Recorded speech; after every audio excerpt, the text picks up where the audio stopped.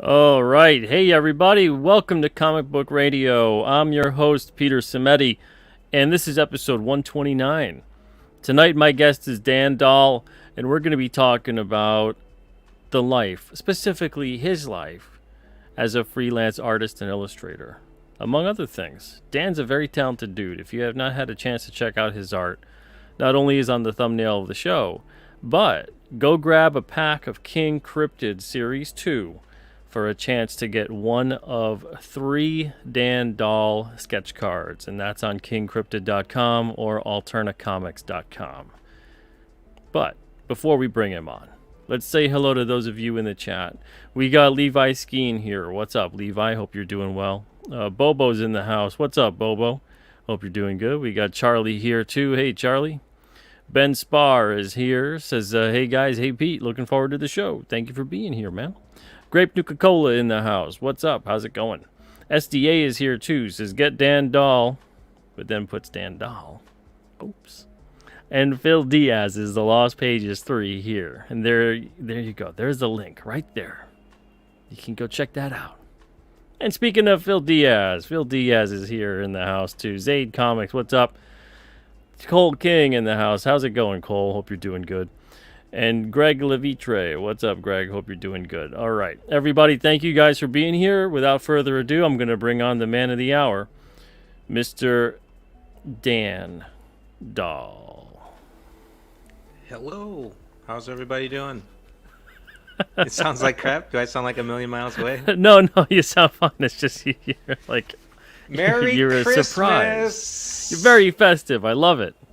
Merry Christmas, everybody. You almost inspired me to go grab my Santa hat, but I didn't want to try to upstage you. I just want you to have you got the nice Christmas scene. I got more hats, man. You upstage me, I'll upstage you on the next one. I got another hat. This is tame compared to my collection, man. I dig it, don't man. make me break it out. I dig it. Loving it. Man, so you're a busy dude. You've got a lot of great art, and it's getting out there. I appreciate that. Thank you. It's very kind to say that. No problem, man. How did that all come about in terms of getting into making comic book art? Man, I've always loved comic art since I was a kid, so I came to it very naturally. I mean, I was 8 years old when I knew I wanted to draw comic stuff, So, I guess I've pretty much always known. Even before, I knew I was always drawing and stuff too. So it's very natural for me. It's just part of who I am. It's hard to. What are some of the what are some of the artists over the years that you were drawn to? I started out, I think Jim Lee on X-Men. To this day, that still blows me away. So that's kind of where I think he was my first favorite artist. Then I got into Todd McFarlane and Spawn, and then that got me into Frank Miller because they did the Batman Spawn crossover. Oh yeah. And being influenced by Wizard Magazine, I had to read all these amazing books they were talking about, or at least some of them. And The Dark Knight Returns was, one of the first comics I actually sat down and read, and it just, blew me away. I think I was 13 maybe by that point. I mean, I still to this day just love Frank Miller stuff a lot, So I started out reading comics and just reading some of the best ones, Dark Knight Returns and Watchmen. All the classics. So I got into, Frank Miller, and from there I got into Jack Kirby heavy and Frank Frazetta. So, I'm not too original in some of my interests in comic art and fantasy art. The greats. Hey, I mean, the greats do hit me hard. they're well loved for a reason. Yeah. You know? And that's the kind of art I wish to make, is that stuff that really, stands the test of time more. Things that are maybe not so topical and of today, so much. I mean, that's what interests me more, is the sort of, that classic stuff that holds up over time because it's, resonates some sort of deep truth that, or it's just so well done. It's just, you can't deny it. So, that's probably, like Jack Kirby, Frank Miller. They're definitely on my Mount Rushmore of, comic artists that I like a lot. Was there anyone in particular where you were trying to almost copy what they were doing? Like you'd see their stuff and you would want to redraw it? When I was younger, I was way into Wolverine, and like the best Wolverine, like kind of pinup shots. Those I would, take influence from. I didn't ever really get into tracing. But no, maybe yeah, I don't mean art. tracing, but yeah. Yeah, I'd look at somebody's art and try to replicate it without tracing it over. You know what I'm saying? Yeah. That's kind of how I started, and anything that was cool Wolverine drawing. So you had like Mark Silvestri stuff and Jim Lee stuff for sure, and Andy Kubert, Adam Kubert. Those guys. Some of my favorite Wolverine artists. I think those are my probably top 4 Wolverine artists right there. I think I just probably mentioned them, but oh yeah, they're pretty great. So that's kind of what got, and I was always drawing the Ninja Turtles, before I knew I wanted to get into comics, but just drawing in general. What got me interested in drawing was the Ninja Turtles. Oh no way! Yeah, I'm pretty much the same way. Really? Yeah. Yeah, they were a big deal, man. They're still cool today in a way. I mean, mishandled like all properties are nowadays, but they'll always have a special place in my heart. And it is interesting because they were based off Frank Miller's work, in a way. Yeah, in a way, yeah. And Jack Kirby, so. Well, they get a dedication. Yeah. To both of them. Yes, so, it's that's one of the interesting things about art and being interested in art, is your interests sort of they all kind of combine in one spot, or they coalesce, or whatever. I don't know what the word I'm looking for, but they sort of, they're connected. Oh yeah. You'll find your influences are connected, and they were influencing each other too, and this and that. And it's interesting. Yes. So you're picking up on various influences here and there, and being attracted, it looks more like, to the late 80s, early 90s kind of. Yeah, I mean, this was during the artist. Mid-90s, probably. And yes, me. So did you end up, what made you want to start pursuing it in a serious way? Did you go to school for that? Were you self-taught? How'd that go? I'm self-taught.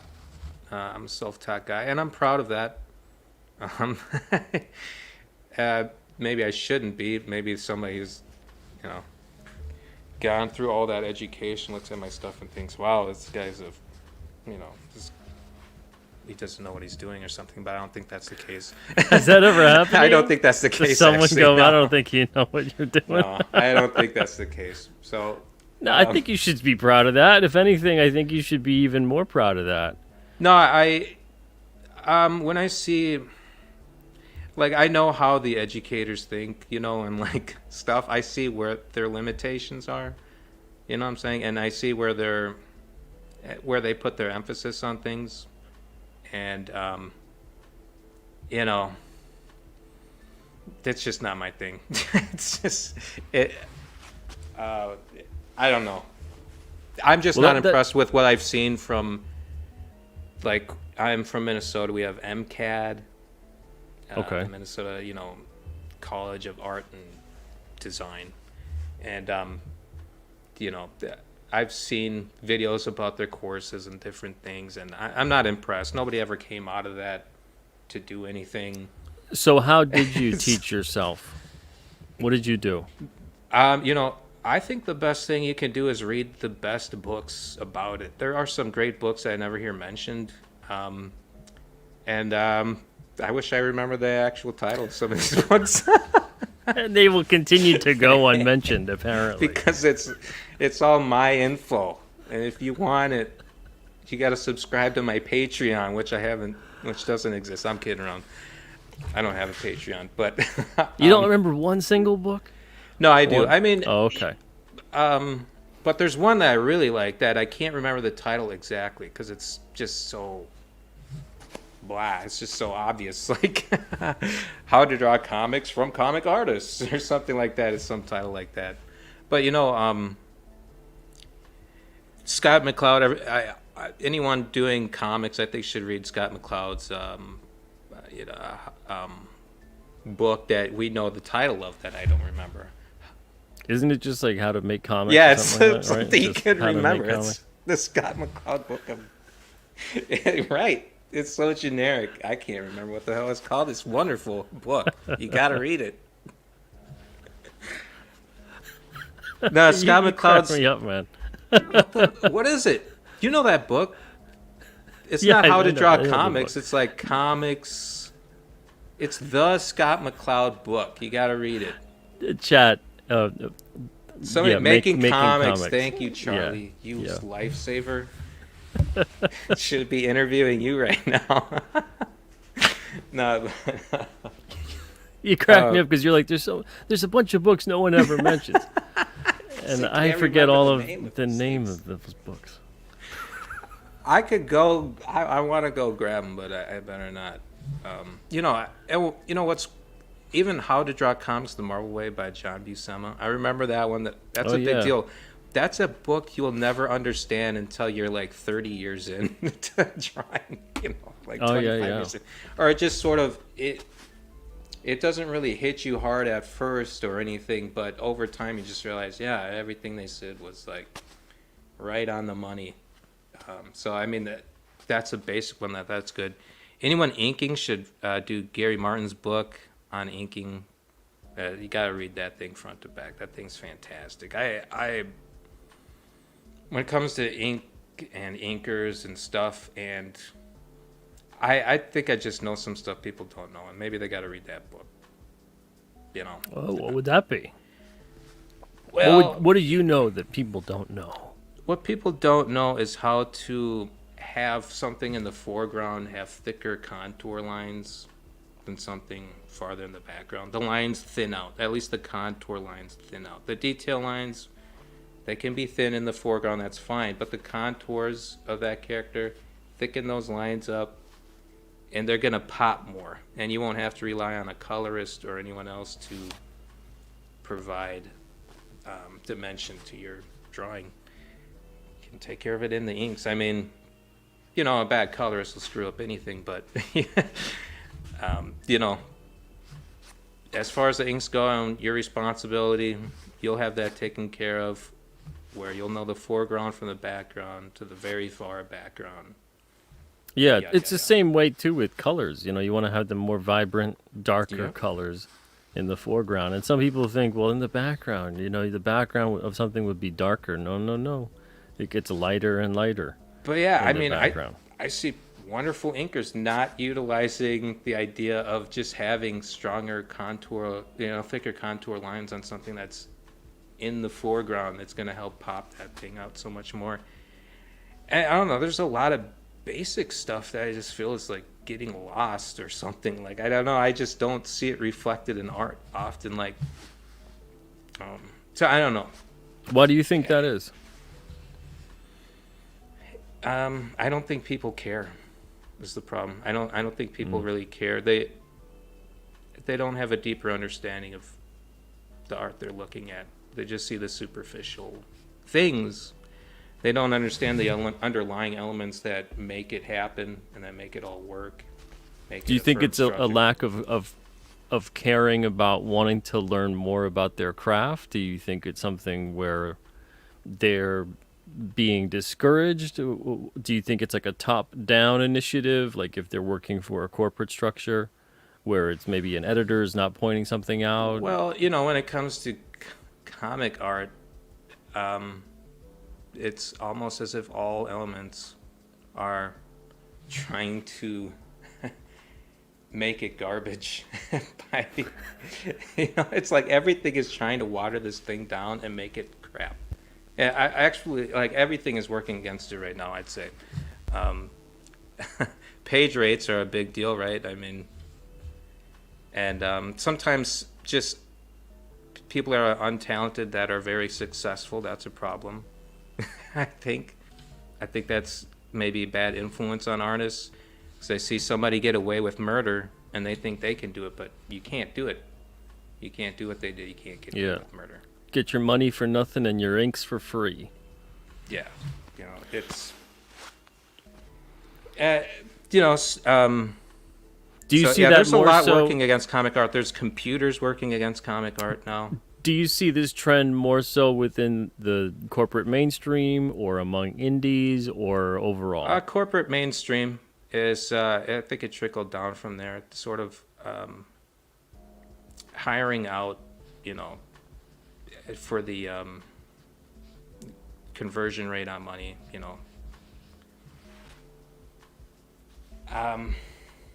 What do you mean by the conversion rate on money? You mean hiring? They're foreign going to artists hire outside? Brazilians, and they're going to do it cheap, and everything's on the cheap. And that makes Americans have to do it on the cheap, and everybody else do it on the cheap. You know what I'm saying?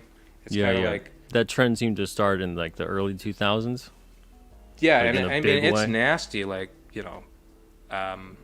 it's destroyed comic art, I think, essentially, in a lot of ways, just page rates. I mean, to me, that's one of the biggest problems in comics. It's just nobody's getting paid. That's that's a big problem.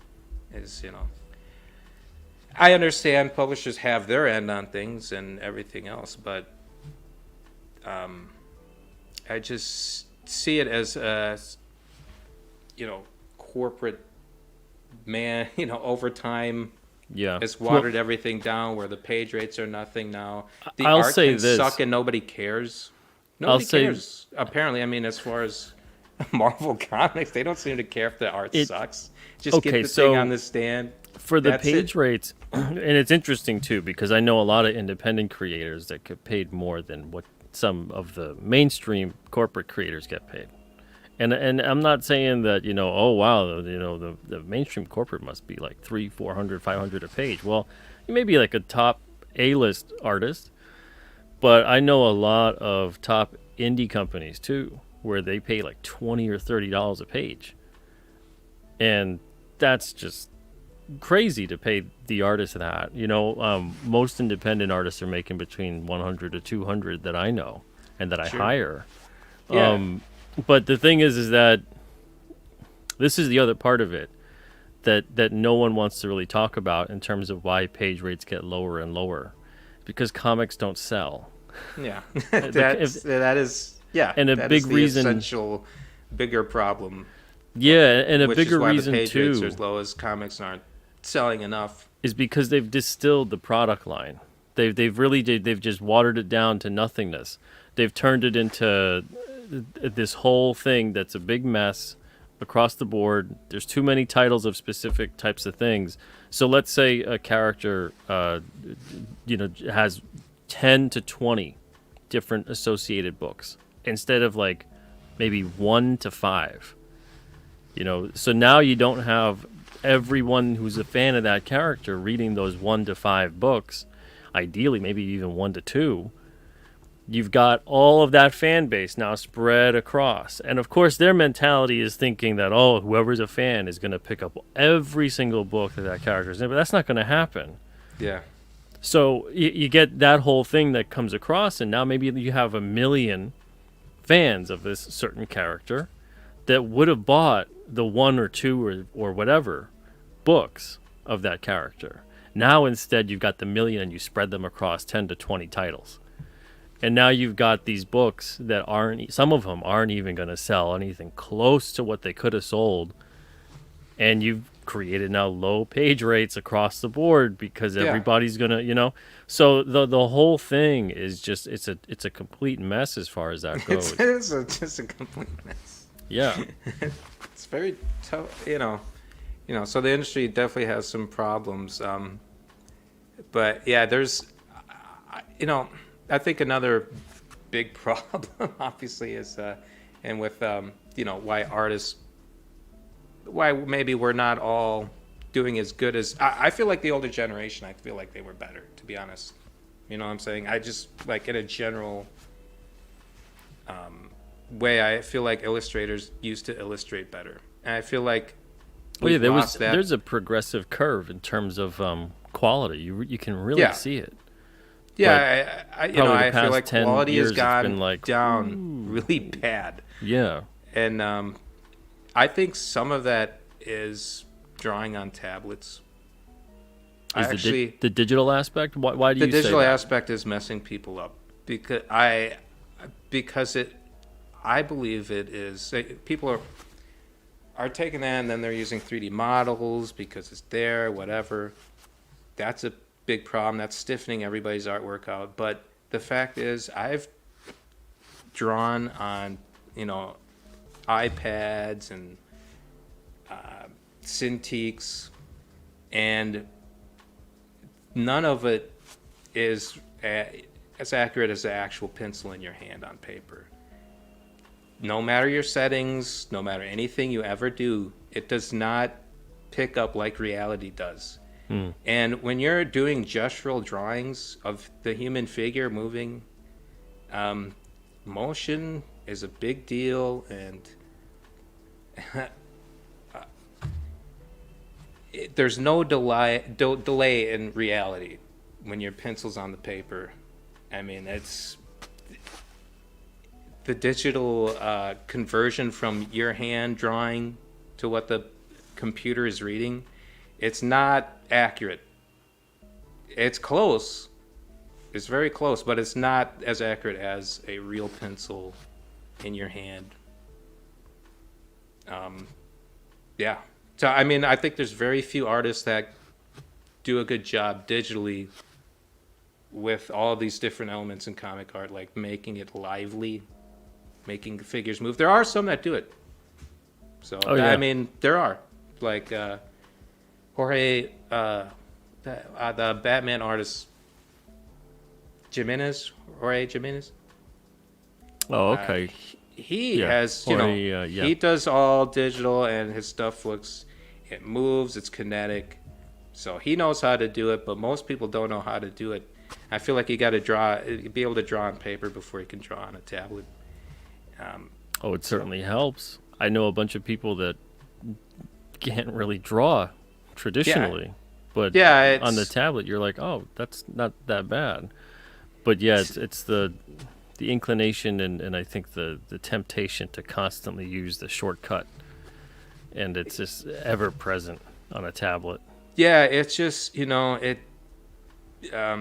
tablets and stuff, like, they just don't pick up the gestural movement of your hand accurately enough. They just don't, not with the same speed or any of that. It just it's very fine. Like the parts of the pencil that's hitting the paper, it's very minute. There's a lot going on there that a computer cannot replicate. A pencil lead gets thin, or gets thicker as you use it. You run it down and it gets more dull. There's no computer program that's replicated that. Yeah, I see what you mean. Even with ink, even if you're using a pen. Yeah. There's little subtleties. And I talk smack about digital art, and at the same time, I do use an iPad for stuff too. So. Well, but yeah, when it comes to it's another tool. Things, I know it's when to good when to I be think aware I should of use the it and when I strengths and shouldn't weaknesses of it. Yeah. Yeah. So like gestural things, I don't think people are catching up or catching good gestural drawings on iPad. Figure work is suffering on iPad. Cintiq, whatever. And I think iPad's amazing. I think it is amazing. Like, You get that paper-like texture screen protector, and it feels amazing to sit there and draw on it, but it's not any close. It's far from reality still. Yeah. That's just my opinion. But so I think that's also hurting. I just feel like there's a lack of. There's a lot of people teaching out there, right? Too, and that's a whole industry in itself. And these people teaching, they might not really know either. Do you know what I'm saying? Because they're popular. You see them on your Facebook.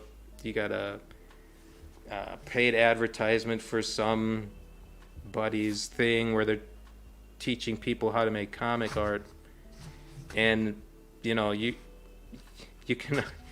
If your teacher doesn't know, then you don't know either. Right?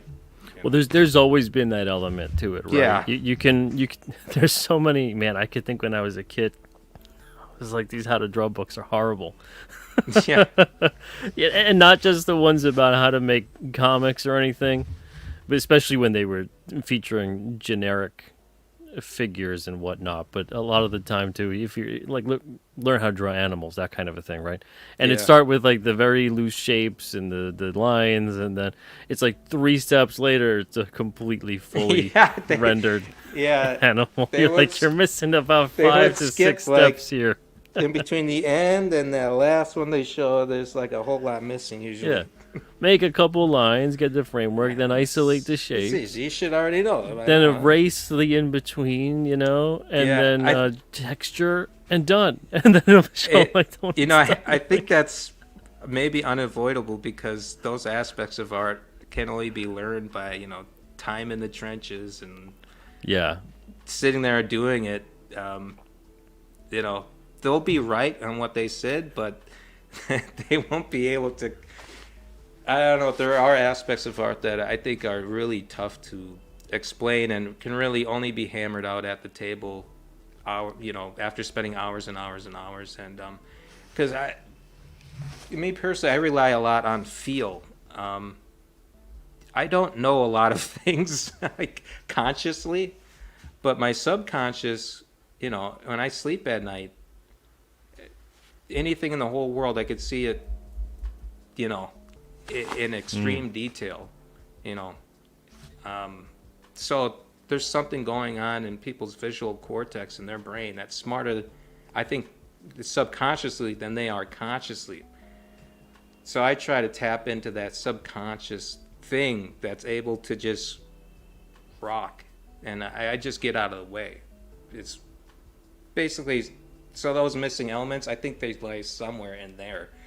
And that, So what you're kind of describing is like the flow state that a lot of people talk about. Yeah, definitely like a flow state, for sure. I mean, you don't know what's going on because it feels less like it's you, and it feels more like it's maybe a higher power or something, or just your subconscious going wild. Yeah, or whatever. It's funky. You kind of just step out of your like way, you're on autopilot. Yes. That is it, and that is the best art. Like, I don't know how I know things, but I know them. They just come out like there is a lot of drawing that's just like is magic, and it's like I just go to the top hat. I pull it off. I pull out a rabbit, and I'm like, holy shit, a rabbit came out, and everyone's like, ah, cool, that's a nice rabbit. Like, all right, hey, and then somebody says, hey, try again. You do the rabbit for me. All right, let's see. Holy crap, another rabbit came out. I don't know. It's the hat. Me? I don't know which one it is. I don't know what the fuck. Rabbit or rabbit. There you go. You got the one F-bomb, Dan. You got that out of I the did. way. Oh, sorry. But we're past the minutes, right? You only get one. I only got one. You only get one.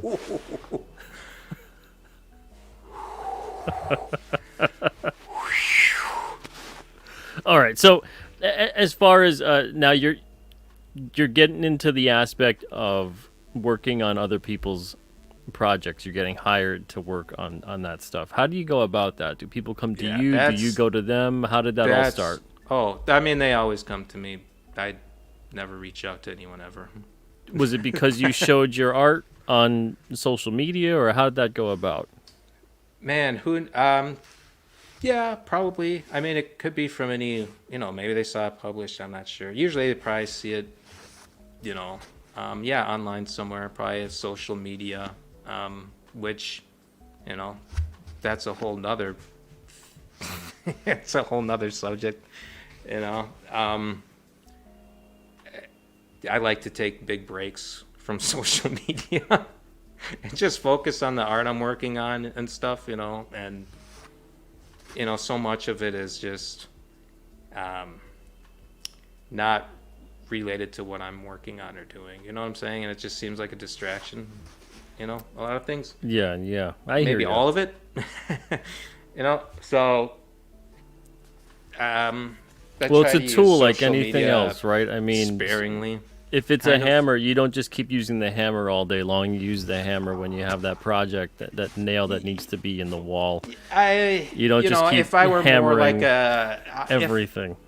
Yeah, I'm not one of those online, like, I'm not big. I was one of the last people to get a smartphone, and stuff like that. I don't know, I don't really.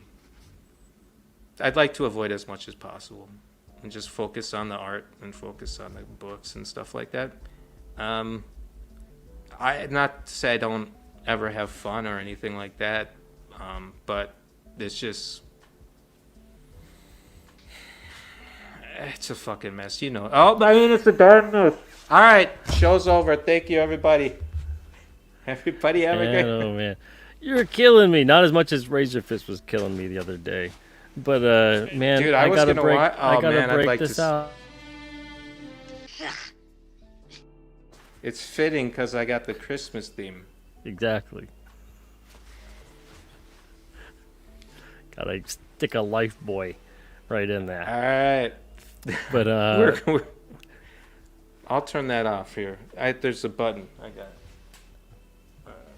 There we go. We're good to go. what'd you turn off? My swearing button. Oh, okay. I will not swear anymore.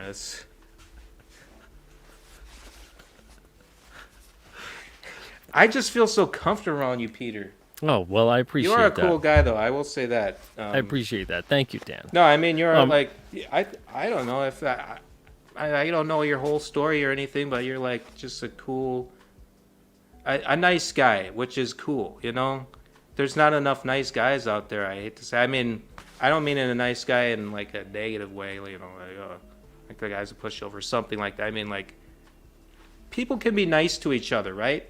Speaking of social media,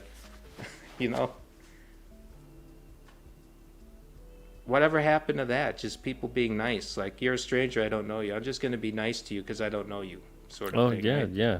Well, I was even talking the other day about customer service, where I'm Yeah, giving more customer customer service. service to people in stores when I go to stores. I'm the one that's like greeting them, thanking them. Yeah, it is like Thank that. you I'm for like, allowing me to shop here today, and they're just like, I'm way more happy to ring up than the guy ringing me up all the time. I'm like, hey. yeah, Yeah, I mean, man, you can't get a burger without somebody rolling their eyes and stuff. Like, dude, I just want the burger. What's going on back there? yeah. I'm not trying to, me being here today isn't trying to give you a hard time or something, and it's Yes. strange, It is weird. That's customer service nowadays. I don't know. It's just, it's brutal, man. Let's see. Brian asks, "Is Dan working on his own book yet, or still too busy?" I'm, any work on my own stuff is just sketches at this point and thoughts, and nothing too serious that I want to start mentioning to people and bring up and start pushing or anything like that. And so I'm just focusing on getting the people done. It's the second ash can of the people, and so far it's fantastic. People see a lot of my pinups, people see a lot of my covers, they don't see a lot of my interior art. And if you think my covers are good, if you think my pinups are good, you just wait until you see what I do with storytelling, because I take that same kind of yeah, I don't know what you want to call it. I just like punching things really hard. You know what I'm saying? I don't know what would you call that, Peter? You're a writer. Yeah, I mean punching up, Determination. I don't know. But yeah, I like to yeah. punch things really hard. You know what I'm saying? I don't know if that's the exact way you want to describe it, but That is how like think of things. I think of it as a fight. Like you just punch them real hard. when it comes to commissions and doing art, it's a boxing match for me. I mean, maybe not for anybody else in the world, but for me, it's a boxing match. And I'm ready to kill the project. I'm gonna knock the thing out as hard as I can, like so that people remember. It could just be a cover, it could just be a pinup. But I want you to remember it, and I'm gonna punch it so hard, like put that emotion in the piece. Yeah. Because Do you I think know that I there's can a lack punch it of harder that? than I feel like I can punch it harder than most people can punch it. And then if I really want to punch it, I'm really going to show you how hard this thing can get punched and obliterated. Like that's my. It is a kind of a violent kind of. I go crazy on a piece. My channel's demonetized, so YouTube doesn't have to be like, look, you're threatening violence on this Yeah, channel. I'm well, like, what are you gonna do? Shut the chat? I guess you'll talking shut about the making a channel piece of down. I art. guess, but I'm sorry, Peter. I didn't think of like. no, it's okay. Meanwhile, like I'm joking MMA with you. fighting Don't worry is about right it. over, on one channel over, whatever. No one's gonna care. All right. Okay, so Dan, do you think that there's a lack of that? Do you think there's a lack of emotional content within comic art nowadays, or comics in general? Stuff Yeah. that's hitting hard. Yeah.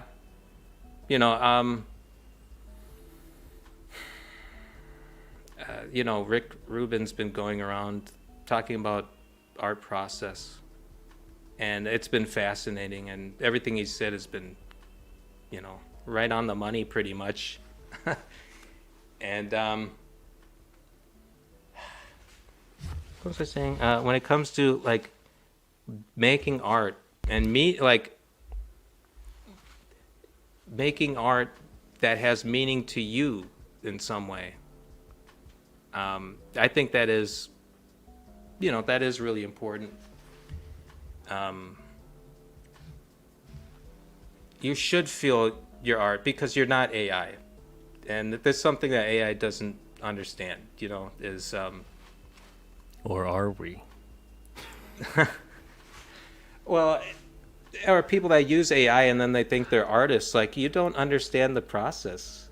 It's a wonderful process. Like, it's like playing an instrument or something like that.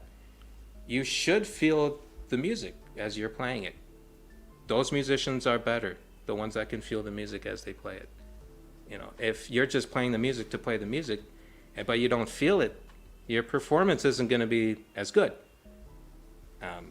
So that's the way I view it. I'll show you all the DAHL story. Thank you, Johnny Slaction. That is pretty much the DAHL story. With you on the cover shaking your fist.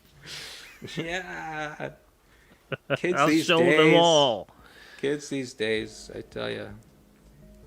But yeah, I think you should care about your art. I think you should feel it as you what's make more it. disturbing than kids these days? It's not even half the time kids these days. Half the time Yeah. it's people who are older than you. And Well, you're like, what are you doing? What are you all doing? You're supposed to be the ones carrying the torch and passing on in the wisdom of your elders, of those that came before. Building upon it, of course, and that's kind of the trend that used to happen, is that you would build upon what came before. yeah, You didn't erase it, you didn't dismiss it, you built upon it. Thank you, Peter. That's excellent, because that is how I feel. Like the artists of the past, I revere them. Like I don't know. Well, they're your teachers. All those guys. Those were They your are. mentors, whether they realized it or not. All those guys. Jack Davis, obviously we mentioned, Jack Kirby, you know, George Perez. You got everybody. I mean, all this amazing art, 70s, 80s, 90s, even before that. It's like the It's been Bible. amazing. Everybody beget the other person. Yeah, I feel like, yeah, Adams begets Miller, begets, Exactly. Silvestri, begets Jim Lee, begets so on and so forth, over and over and over again, that kind of a deal. Yes. But it seemed like, at least this is what it looks like because of not just the work, but also even the commentary. It seems like in the past 10 to 15 years, it seems like at some point in time, people stopped looking to the past for inspiration or to learn or anything like that. And there's not just a tinge, but man, an overwhelming wave of a tendency to be self-absorbed, I think, to feel like all that can be known is within. There's nothing that I can know or need to know that is without. Yeah. And I think that's a big thing too, because I was even talking to my wife about it today. She was complaining a lot about a book she was reading. She's like, I don't care for them to. She had to stop it. She's like, I can't read this anymore. And I was like, what's wrong with it? And she's like, if they got to drone on again about eating and what kind of food they're eating, I'm done. and we look at like the year, because she picked it up. It was at the It had to be modern. Yeah, it was a modern within the past 5 years. It sounded like a good title. It was a horror book, or so they say. Maybe the horror is involving eating in some way. But she looks at it, because it was a pick one up, leave one type of thing, take one, leave one book area at the post office that we have. And she's going on about it. And I was like, I think there's a tendency nowadays, because the same thing happens in comics. And it revolves around food a lot. And I think it's because for so many people, that's like the most exciting thing they did that day. And if you're someone who isn't trying to, dive into something deeper, you're not trying to explore the themes of something greater. You haven't lived life and have had experiences greater than the meal you're taking in today or tomorrow.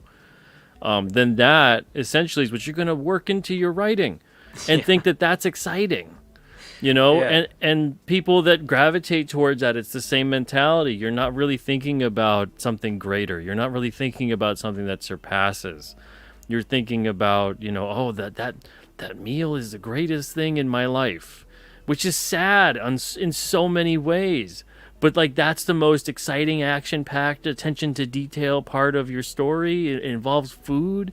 That's such a commentary on society within itself. And man, it's a strange time that we live in, because I think when we see stuff like that within the realm of fantasy, especially, that's supposed to push the limits. While providing a metaphor and everything else, and it's being relegated to what meal did you have? Yeah, you can sit there and imagine any comic book you want, and anything can happen. What happens is they go to Arby's or something. It's like, that's not, that's not that interesting. It's not like, and even like people eating something, it doesn't actually reveal that much about their character, I don't think. A lot of times, yeah, because it's different. You could build it in there and make it. Yeah, you can make it like build. Yeah, you can make it make sense. But just the fact that everyone's overusing right now, I would say just avoid it and just keep any kind of eating out of your work. Yeah, like it would only make sense if, like, let's say there's a key part to this character where, I don't know, maybe it's a mystery. And in the mystery, this suspected character is supposed to be a vegetarian, and there's a scene that's pointed out in which they're eating a steak, and it's kind of like that revelation of like, well, what else this person's is full going of it, on? or something. This person might not be totally honest. Something like that. But not just. I can't imagine like some movie from the '90s or something where they have like a scene where they're eating at the table, and all of a sudden the scene is just about what they're eating or something. You know what I'm saying? Yeah, not just that they're eating and the whole thing is just a it's just device they to happen have to be this eating at the table. conversation. And this is Yeah. going on, but no, it's they're eating at the table. He's eating this and that, and she's eating this, and oh. Yeah, like in Goodfellas when he's talking about slicing the garlic real thin.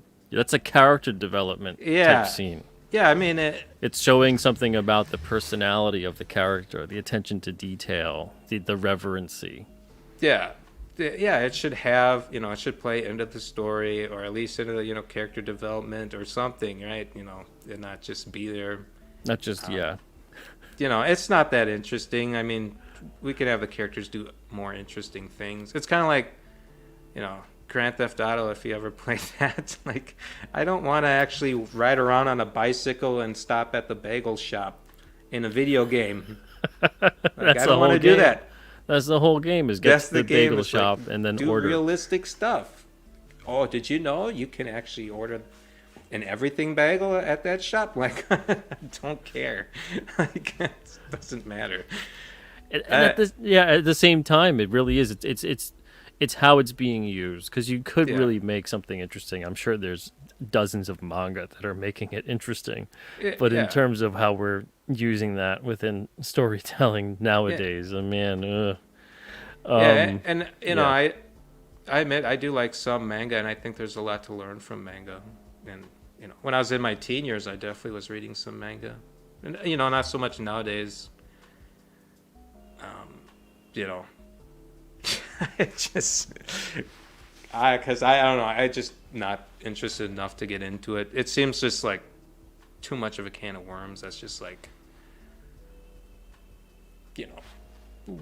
Well, you're busy creating stuff. Well, too, yeah, so I got you kids, have an man. I excuse. got a family. I got So my you're two creating. boys, and You're my busy number creating more than two- art. Yeah, my number one and number two.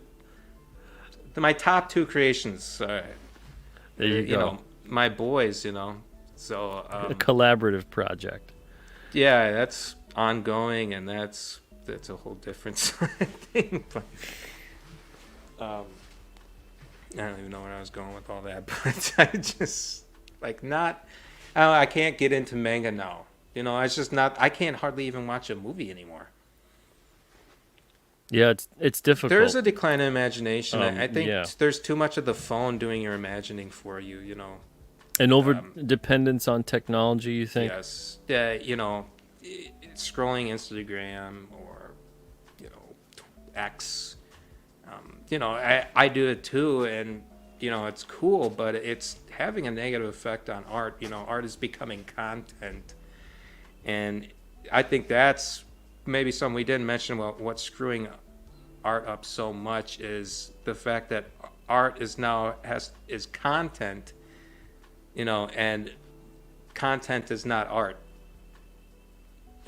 That's the big problem right now.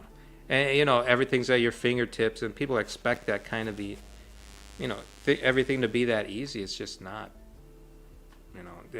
That's why they, love AI art. It's nice and easy to do. Oh, look what I made. You didn't. Yeah. Even a the big computer problem, didn't I make think. anything. And, you wait until the computer's idea of beauty changes, and you're gonna see some weird images, man. I mean, Yeah. all it is what it's fed. It's not intelligent. It doesn't think for itself. It just fools humans. So, people being fooled, I'm sorry for you. Because Going back to this one here, I think a big problem with that too is the fact that people aren't allowed to even wonder. yes, That people aren't allowed to ask questions. They're not Oh, allowed to wonder no. about the possibility of things.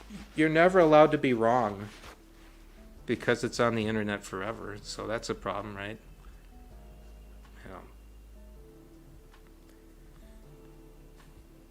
It's interesting. It's interesting.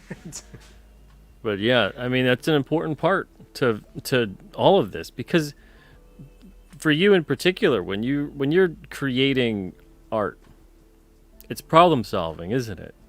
Right? You're trying to figure out how do you get this thing to look as great as you want it to look.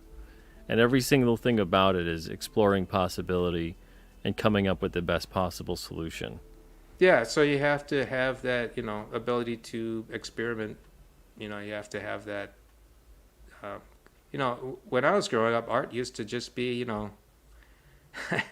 uh, um, anything goes, and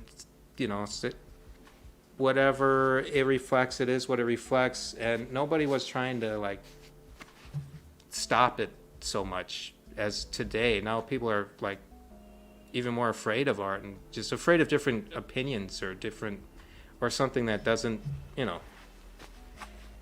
align with their preconceived notions. Um, I don't know. Yeah, I hear you. SDA, stand down, my friend. No one gets kicked from the show. I do that over here. Did I cuss again? No. You didn't cuss. Good job, Dan. That button is working. It must be. What Geeks do says, do you read manga, Pete? In all honesty, no, I don't read manga. I appreciate manga. I've seen a lot of manga. I've flipped through a lot of manga. But nothing modern. I've read stuff in the past, like from the 80s of Yeah, manga. that's me too. Like, but yeah. Fist of the North Star, I got that. Japan, there's a book. I think he was the guy that did Berserk before he did Berserk. Blade of the Immortal, that was great. Yeah, that was a Lone good one Wolf too. and Cub, gotta read that. That's fantastic. One of my favorite graphic novels or comics of all time is manga. It's Goku Midnight Eye. It is my secret weapon, being influenced by that book, because it is phenomenal and nobody knows anything about it. It has these amazing action scenes that with phenomenal staging and like set design and everything, all into this action scene. It's just phenomenal. It's like I haven't seen this done in any comic, whether American or Japanese or whatever. So I mean, there's things to be learned from manga, for sure. I think their layouts are much more exciting than American comic book layouts. I think in general, manga artists are more capable than American comic artists, or just, I don't know, they're not all Americans. Oh yeah. I really the art I I've seen dig it. in American comics. But there's two things in manga I can't get into. The first one is, and I've tried, I can't. My brain does not want to read it the way it needs to be read. Oh, the backward thing. I've tried. They used to print it. They used to flip it all when I was younger to make it easy for us Americans, right? Yeah, on some editions, when they bring it over. Read it normal. And then the other thing is, a lot of them, I can't get into the lettering. On a lot of them, the lettering, I'm just looking at it and I'm like, what is going on? And small letters. Yeah, I'm like, why is that like that? Is that There's like a a lot of time-saving balloon here. device? Yeah. Yeah, I think it must be the translation, because they have to use like possibly, where many they more use way more characters. characters. Just to say the or whatever. Yeah. I don't know, whatever. But I think my biggest thing I don't like about manga is the fact that everybody's faces generally look the same, and that they're all drawing the same like archetypical manga face with the big eyes. Yeah, there's very and it makes little it tough variation. to differentiate artists from one another.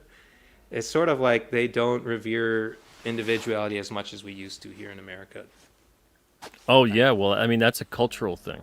Yeah, it seemed like it's Yeah. a cultural influence thing where characters don't really have their own identities because they all look alike. And there also is a femininity to, like a certain feminine to the way they draw people, and like a strong, like, I don't know, it'd be hard to imagine like the manga version of Punisher being very tough, or the manga version of Marv from Sin City looking anything like. I guess it depends on who you're giving it to, because they'll do different designs and depending looks on for the different manga types artist. of characters. Yeah. Yeah, I mean, I've seen more masculine styled manga, like Ninja Scroll, but even that has like femininity to it. You know what I'm saying? Like there's I feel like there are slightly more feminine in a general way, whereas we get a little, I mean, American art or American comics get much more diversity in style of how people draw faces or whatever it is, and you'll get like some guy who just draws really tough looking dudes, you know. I don't know. I've never really seen a manga where somebody actually looked tough to me. Like looked like a tough guy. They all just look like, hey, nice eyelashes. You look like an Nice emo dream. eyelashes. Like whatever. Yeah, Berserk definitely has a variety of I'm not calling tough-looking Berserk dudes. feminine, but I would say that like drawing large eyes on a man is feminine.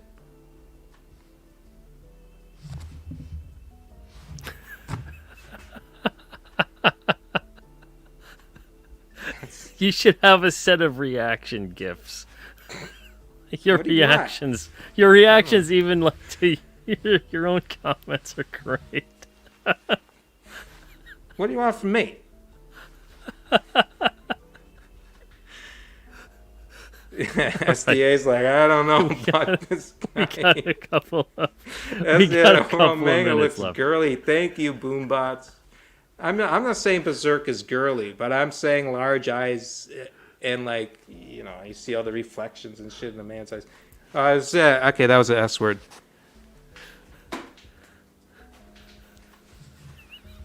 It wasn't an F, all right? At least we've come down to PG-13 levels. Yeah, All yeah. right. But, you know, I'm reading some of the comments. Big hands and small Big eyes. hands and small eyes. Yeah, I don't know. Like, so, like, this is, you know, that's my opinions on manga. The book I'm working on now, The People, is kind of like an American version of manga in a way. I don't want to say manga whenever I'm talking about The People or any book I'm working on because it's going to scare more people away, I think, than anything, to be honest. But in terms of the layouts and the fact that it's going to be in black and white with tones, it's going to be kind of manga-esque, only macho manga. You know what I'm saying? I like that. It's macho manga. So anyone that's back the Lost Pages 3, please also pick up The People 2. I mean, yeah, I got pages in Lost Pages 3, and they're fantastic. Great action scene in there, talking about action.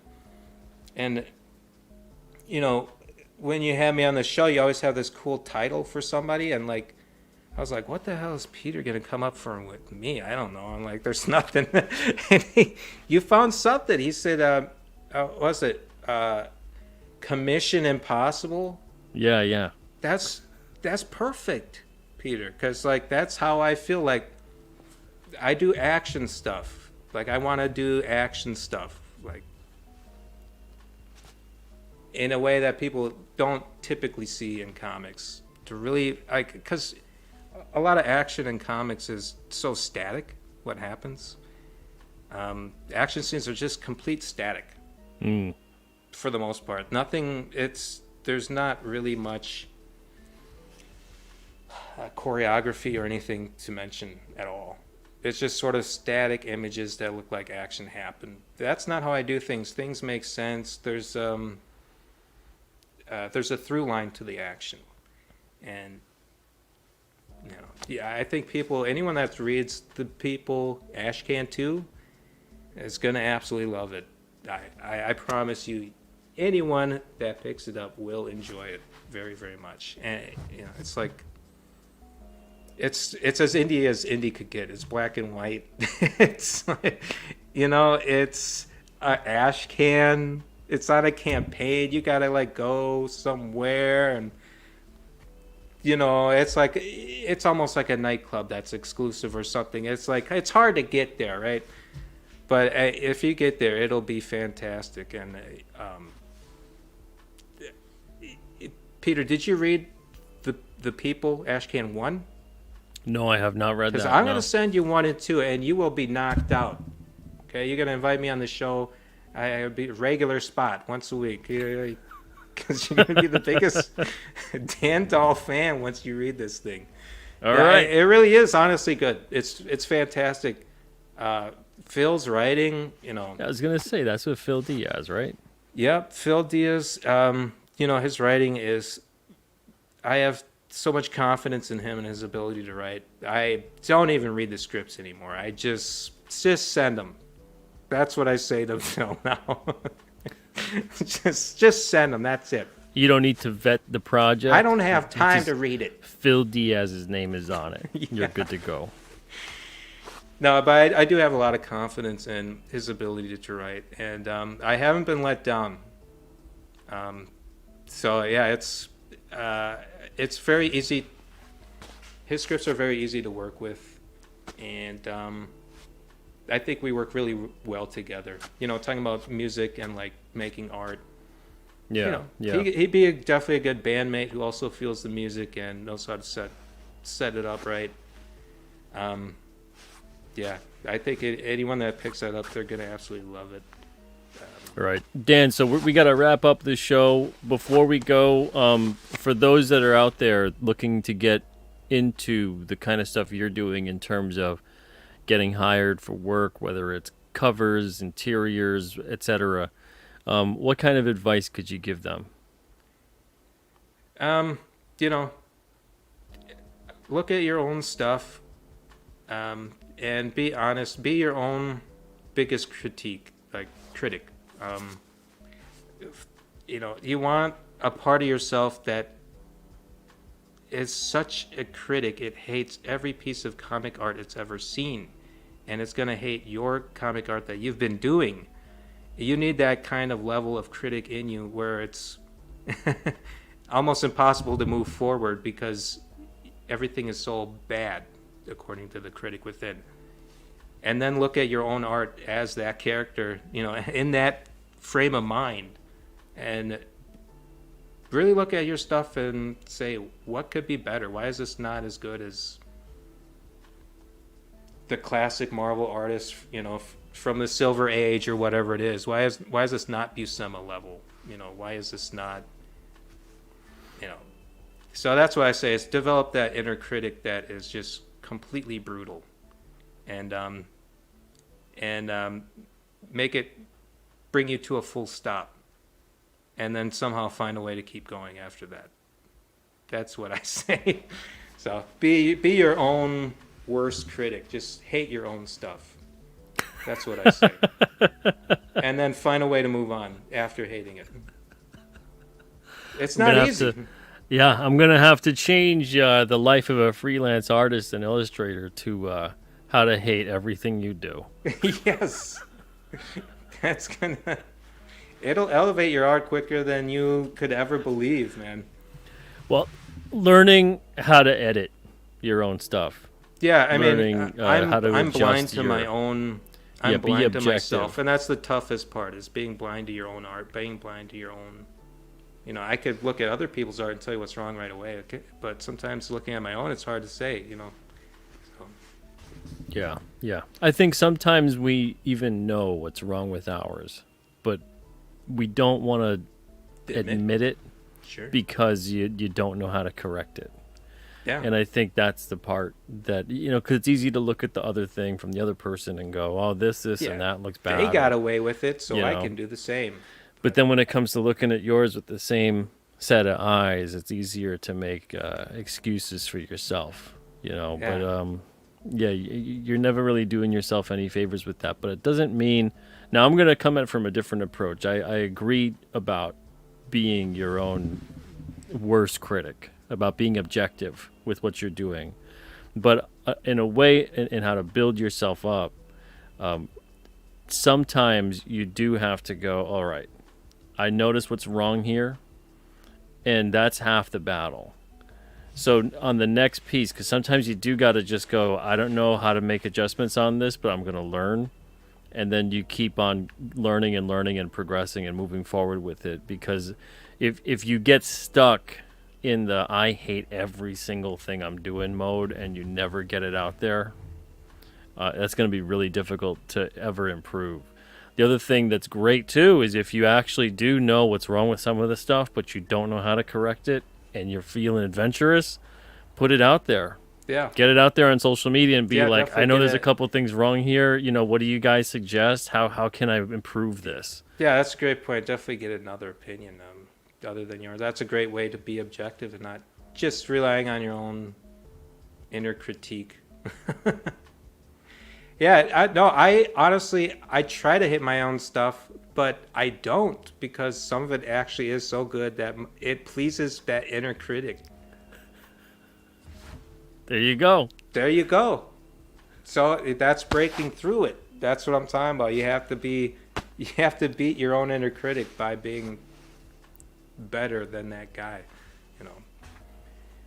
So I am actually very proud of my art. Yeah, and I don't actually hate it, but I try to, and it doesn't work out because now I'm just undoing all my point. Whatever. All right. Merry Christmas, everybody. Thank you, Dan, for being here tonight. Appreciate it. Everybody in the chat, thank you guys too. Your questions and comments were great during the course of the show. Dan, you cracked me up, buddy. Bless y'all. Thank you, Peter, so much. No problem. Love this guy. Peter is the best. Oh, gee. I do. You're the best. Thank you, Dan. I appreciate it. Love your work, and you're doing great stuff, and you're only going to get busier and busier and busier. So if everybody hasn't had a chance yet to check out Dan's work, hey, look at that. There's a link from SDA in the chat. That link is also in the description of the show. Go check it out. Before we go, anywhere you want to send them, anywhere they can find you? You can check me out. Dan DAHL, you'll find me. Dan DAHL Comic Books. You can follow me on Twitter. X, we'll call it. Or, Instagram, Drawing Blood is a handle of mine. And, follow me. I will, if you like comic or you like comics, you must because you're watching this show. You're going to like it. You will like it. So check it out. And pay attention to what I'm doing because I got to take you somewhere wonderful. I trust me on that one. All the right, people, you too, go. you're going to love it. Ashcan. Lost Pages 3. Peter, I'm keeping your show for this. 2 more minutes, Lost Pages 3. You're going to love it. I did a sequence in there. It's going to floor you, I promise. Not just hype. All right, that's it. Thank you, Peter. All right, no problem. And again, if you guys want a chance at getting a Dan DAHL sketch card, he did 3 of them, and they're fantastic. They are randomly inserted in the packs of King Cryptid Series 2. You can pick one of those up on kingcryptid.com or alternacomics.com/kingcryptid, or even buy a sealed box, which gets you 20 packs of cards and a guaranteed at least one sketch card from one of many different artists. Dan is included in that, so you can go check that out again on those sites, alternacomics.com or on kingcryptid.com.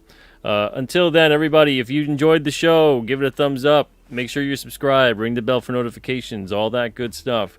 And I'll be back tomorrow night. Until then, have a great night and an even better tomorrow. See you guys soon.